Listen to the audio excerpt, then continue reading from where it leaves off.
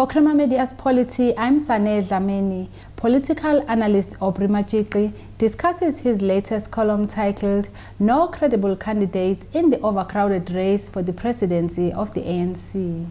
The 2017 National Conference of the ruling party has delivered the highest number of presidential candidates since the party was unbanned in February 1990.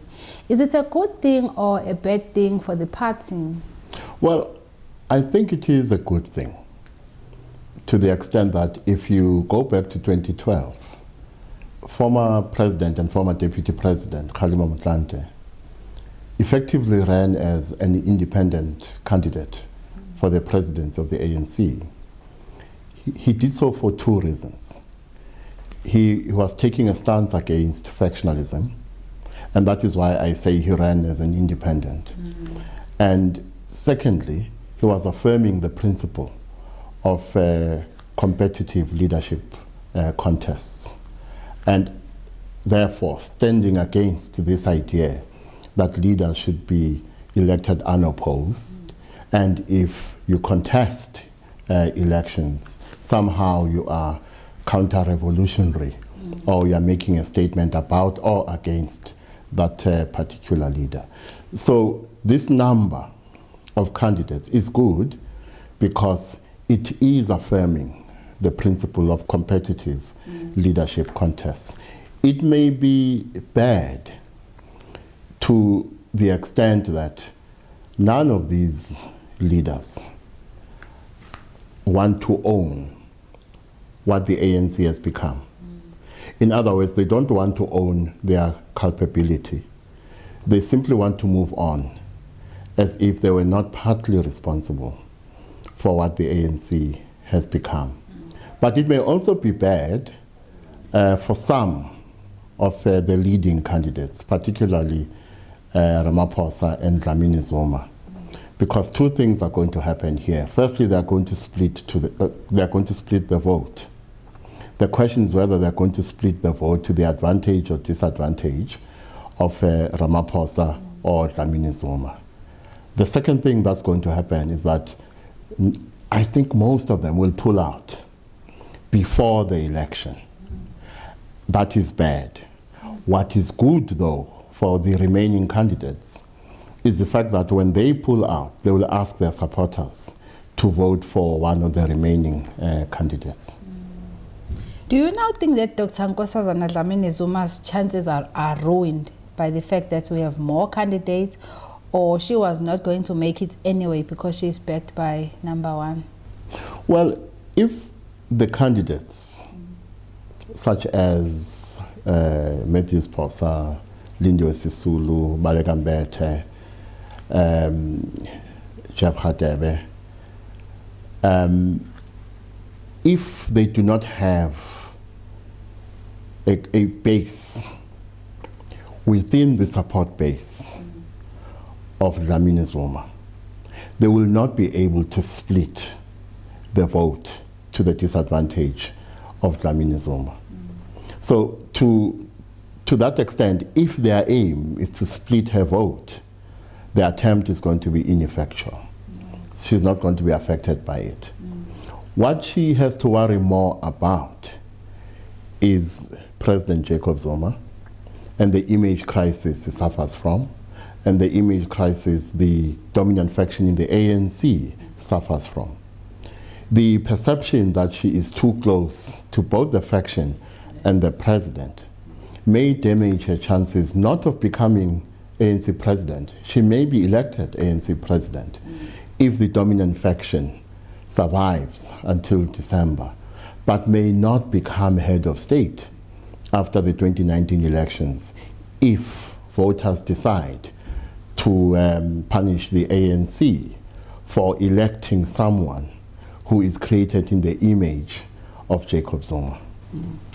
And you went on to talk about the performance of the NSC. You said it has been abysmal. Why? What are they expected to do? Well, there are two things amongst many that the NEC of the ANC is supposed to do. Firstly, it is supposed to manage the strengths of its leader. I'll give you an example. There is no doubt that Nelson Mandela was a very good leader. But Nelson Mandela could also be terribly imperious. And it is at such moments that you need a strong NEC that will manage his strength to the advantage of the party and to the advantage of the country. The second thing the NEC has to do is to manage the weaknesses of the leader of the ANC. In this regard, the NEC of the ANC has been quite poor, particularly with regard to Jacob Zuma. The reason the ANC finds itself in this deep crisis is because of this failure to manage the weaknesses of Jacob Zuma. You also went on, you said the 2017 ANC presidential race lacks a credible candidate. Therefore, the post of the ANC president must be left vacant until such a candidate materializes. What are the qualities that do you think are needed for this candidate? Well, I think it is time for what I call the 1942 generation and those who are slightly younger to give way to a younger generation. In my view, you need two things.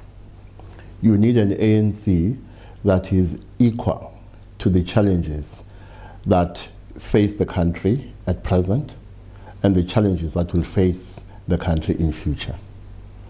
And if you are to change the ANC to become that, you also need a cohort of leaders who are creative, who are innovative, who understand not only the challenges of the present, but to understand how the world is changing and is going to change, who understand how South Africa is changing and is going to change. And I don't think in the current cohort of leaders of the ANC, the 1942 generation and those who are slightly younger, we have such a leader. And therefore it is my view that such a leader must come out of this circle of leaders who were in the trenches of the liberation struggle. Why do you say that the problem with our politics is much deeper than the crisis in the ruling party? Well, when there is a crisis in the dominant party, that should not become a national crisis, because the nation can look to other parties for an alternative. And I look at the state of the opposition collectively. And I think one of the reasons the ANC has survived so long, despite its failures and weaknesses, is because there is a lack of confidence amongst voters that the opposition collectively represents the kind of alternative South Africa requires.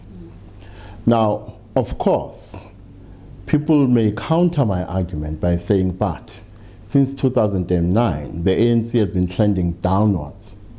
It has been losing support, which means ANC supporters are showing a preparedness to vote for a party other than the ANC.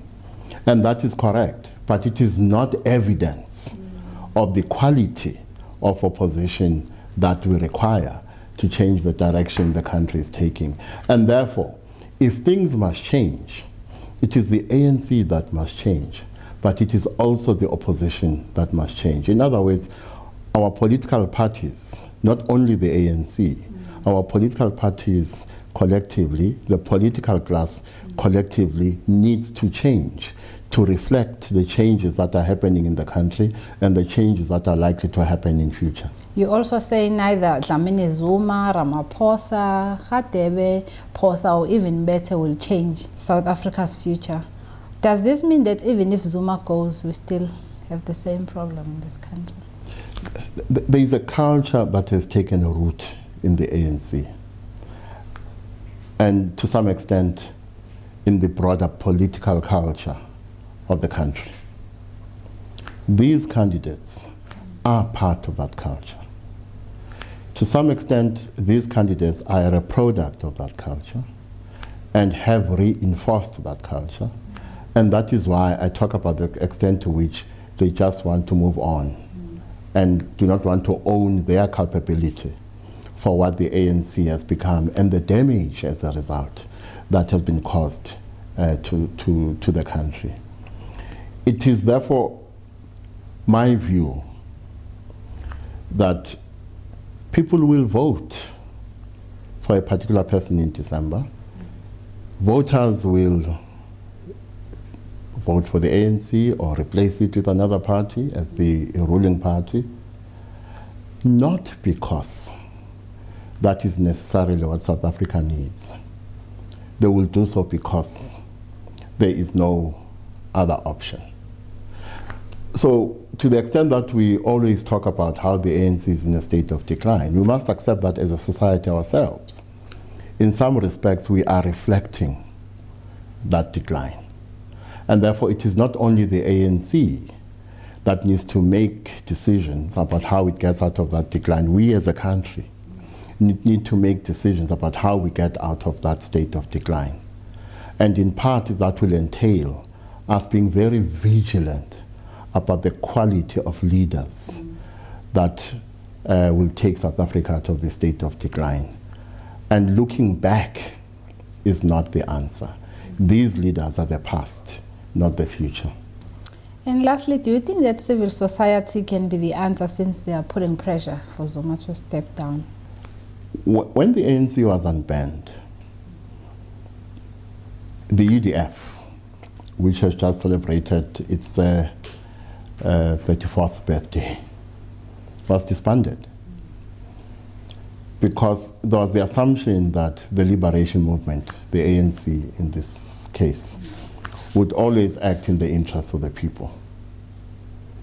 Which means we fell into the trap of confusing the ANC as a noble idea on the one hand, and the ANC as an instrument of history on the other.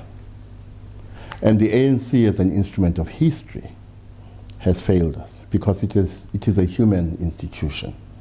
And that is why I do not buy this argument of institutional self-correction. To save society from the failures of dominant political parties, we need to think differently about our political and democratic space.